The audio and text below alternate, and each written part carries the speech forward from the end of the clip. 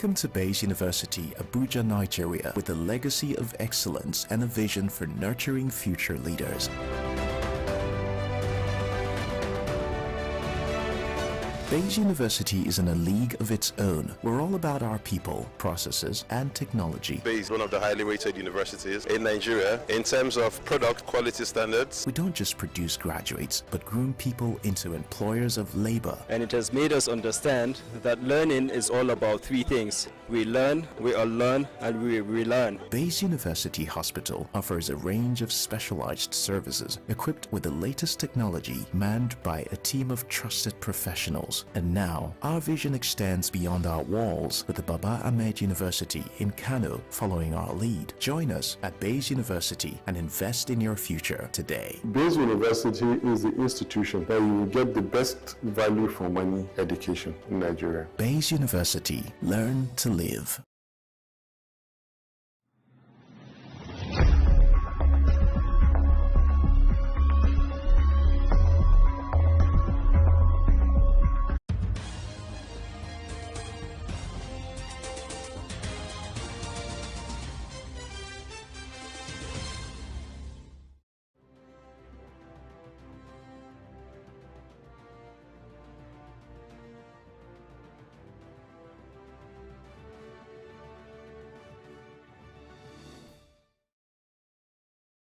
On Global TV News Express, Nigeria Labour Congress Trade Union Congress suspend strike for 5 days.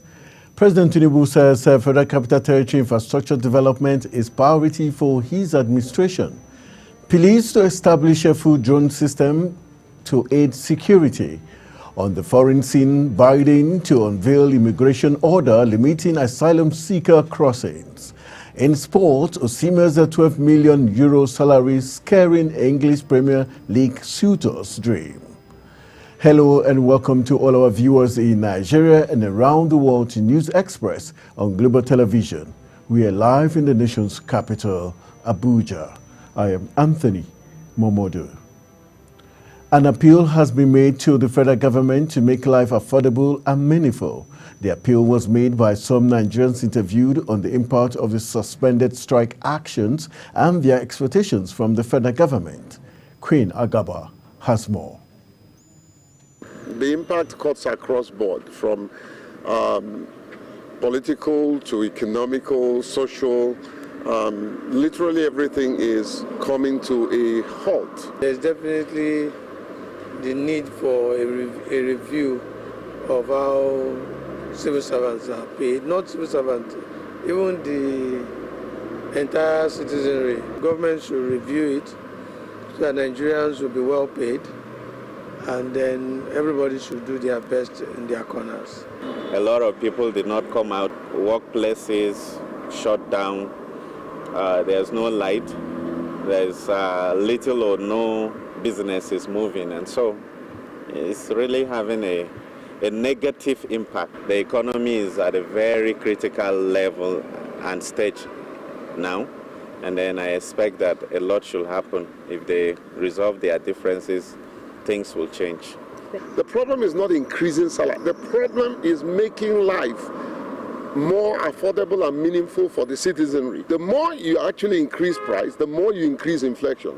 If we come to a point where we have something reasonable, but however, the social amenities that makes life easy for the citizenry is created, then we will have a problem. Expressing displeasure at the impact of the nationwide strike on individuals and businesses, Nigerians have called on the federal government and the NLC to take decisive measure in reaching a compromise beneficial to the Nigerian workers. For Global Television, Queen Agaba reporting.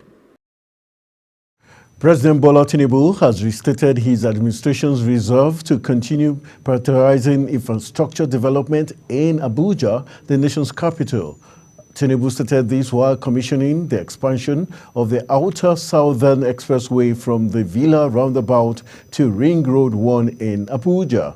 The president, who was represented by the Vice President Kashim Shettima, noted that the expansion of the Outer Southern Motorway would not only address traffic congestion and improve transportation, but also stimulate economic growth and create opportunities for prosperity in the capital city.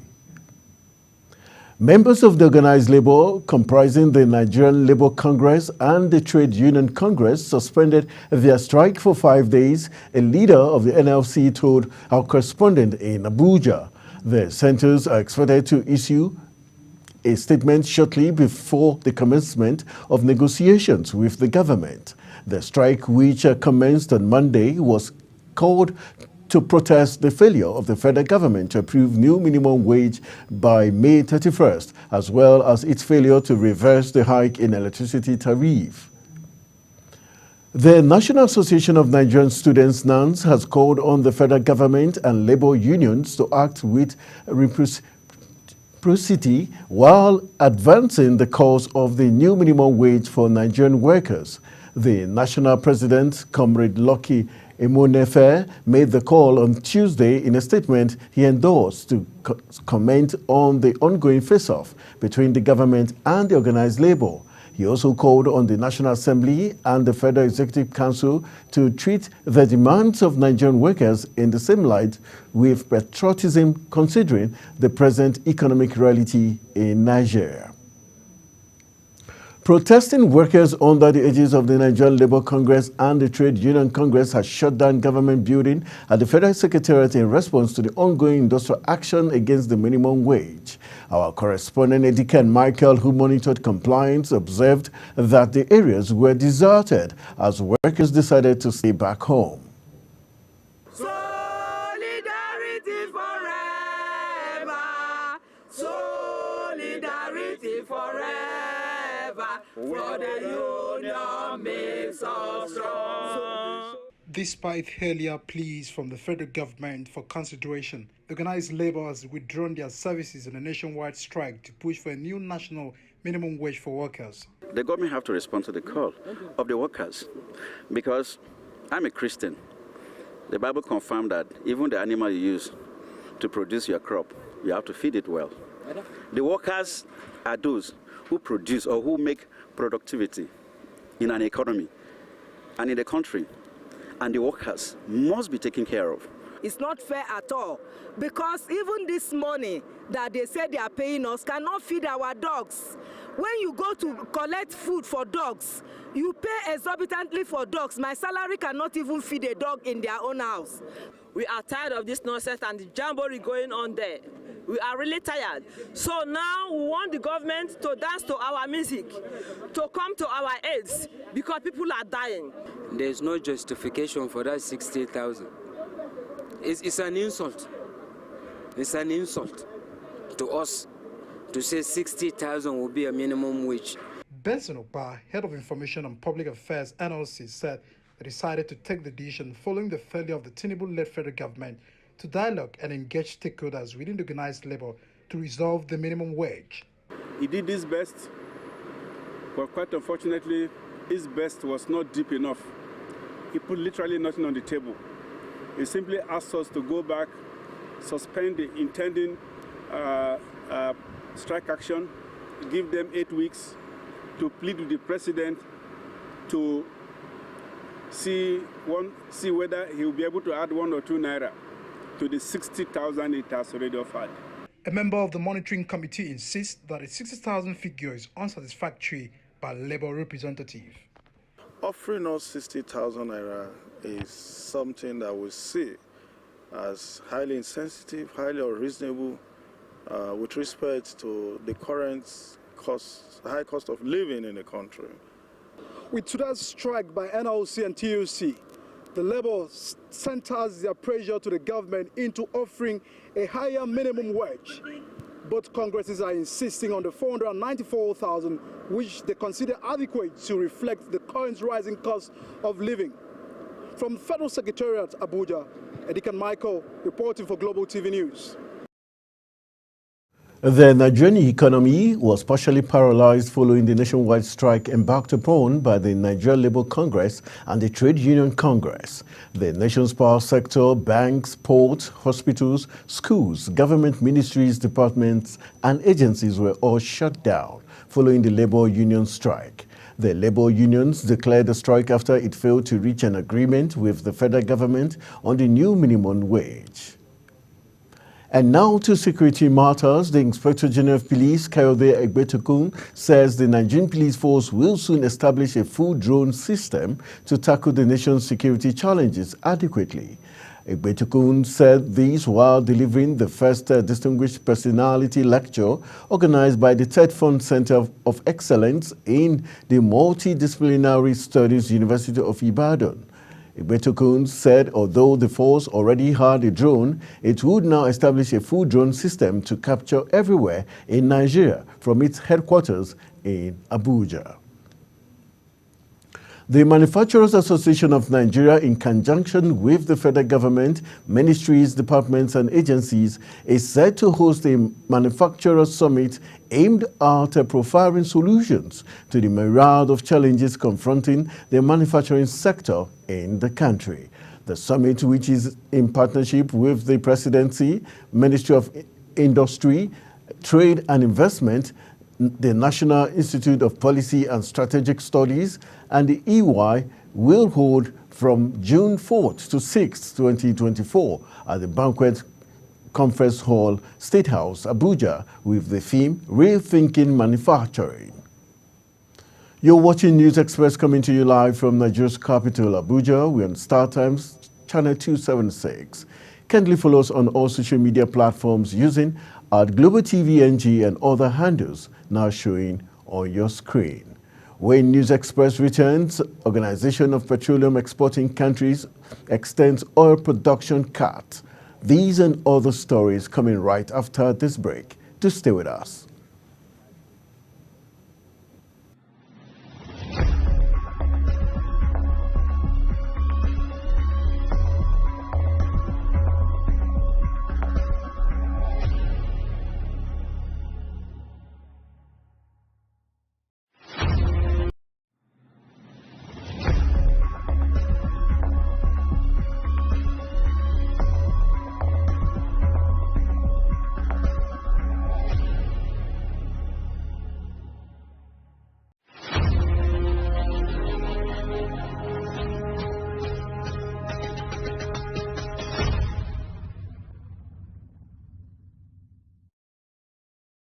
Welcome back from the break. This is Global Television bringing you live broadcast of News Express. Thank you for staying with us.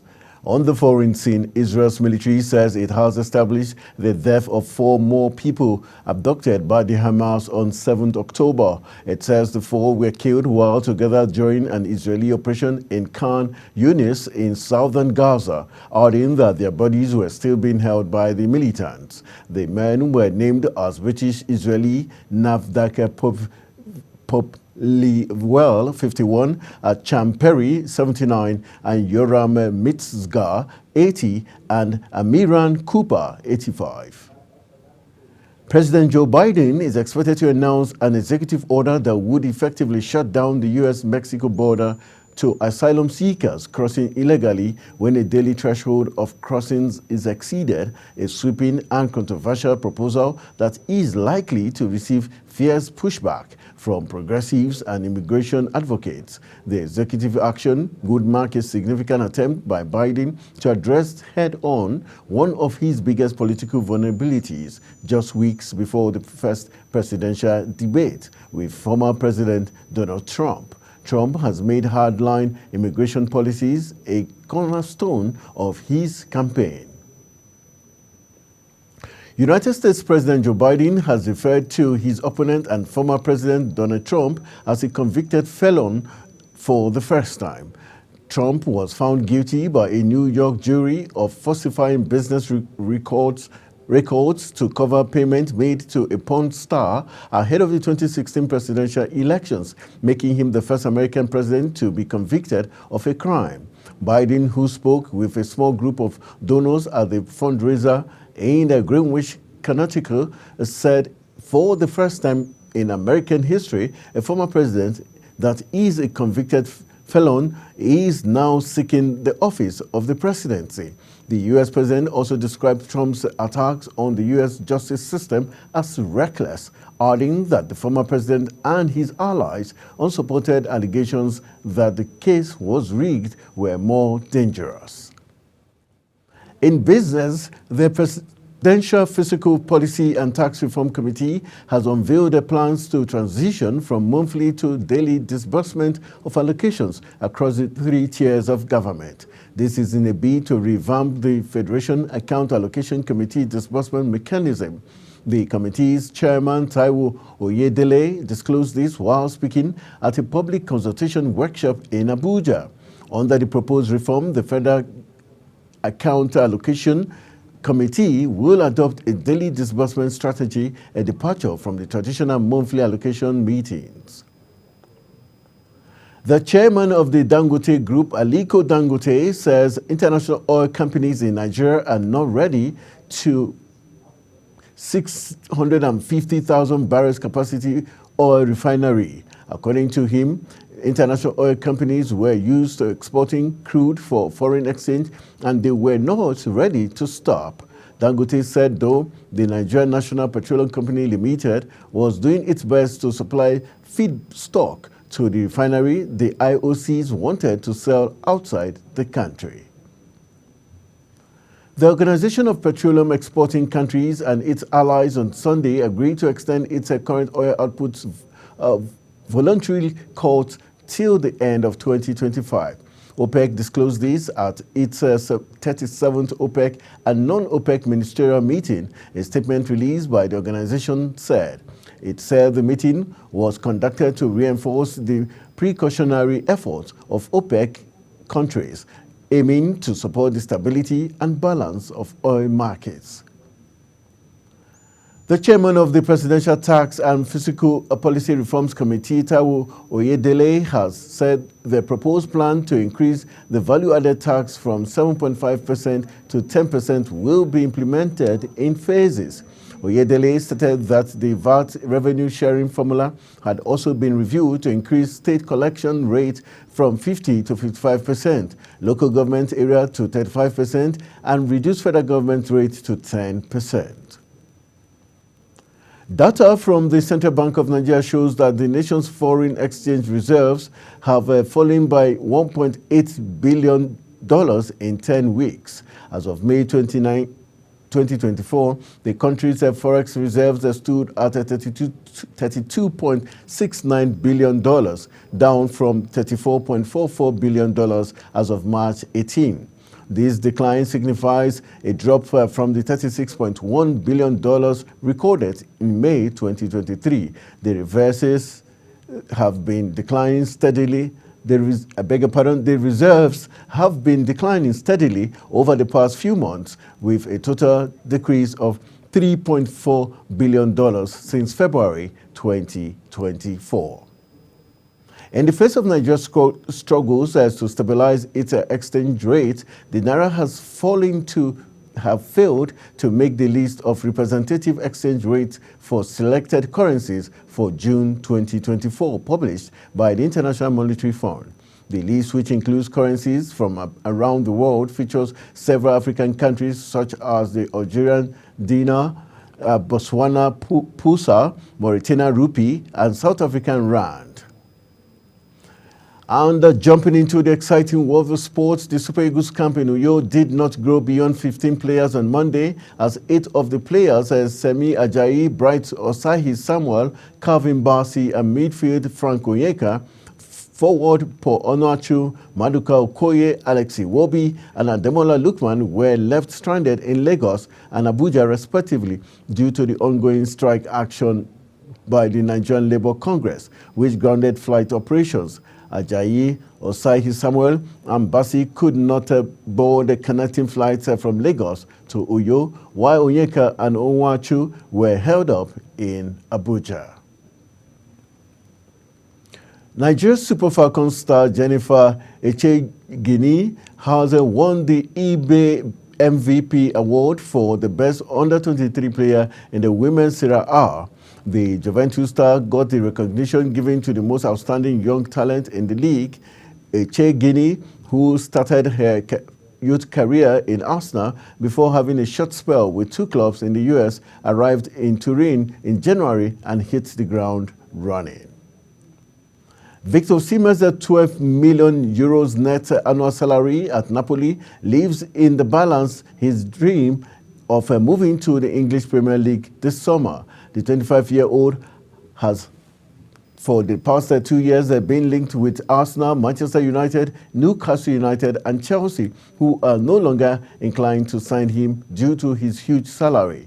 Despite extending his contract with Napoli in December, Osimhen made it clear he would leave the Diego Maradona Stadium at the end of the season. The former Serie A champions have also not hidden their desire to bid him goodbye sooner than later, hoping a suitor will offset the 130 million euros release clause, which they smartly inserted in his new contract. As we end the Global TV News Express, here is a quick look at some of our major stories. Organized labor has suspended its nationwide strike for 5 days. President Tinubu has stated that Federal Capital Territory infrastructure development is the priority for his administration. Nigerian police have announced plans to establish a full drone system to aid security. And on the foreign scene, U.S. President Joe Biden to unveil immigration order limiting asylum seekers crossing. And in sport, we told you Osimhen's 12 million euro salary has been reported to be scaring English Premier League suitors' dream. That's it on News Express, and it came to you live from Nigeria's capital, Abuja. We're on Star Times, Channel 276. Kindly follow us across all social media platforms using @Global TV NG and other handles now showing on your screen. I am Anthony Momodu saying thank you for watching and see you again.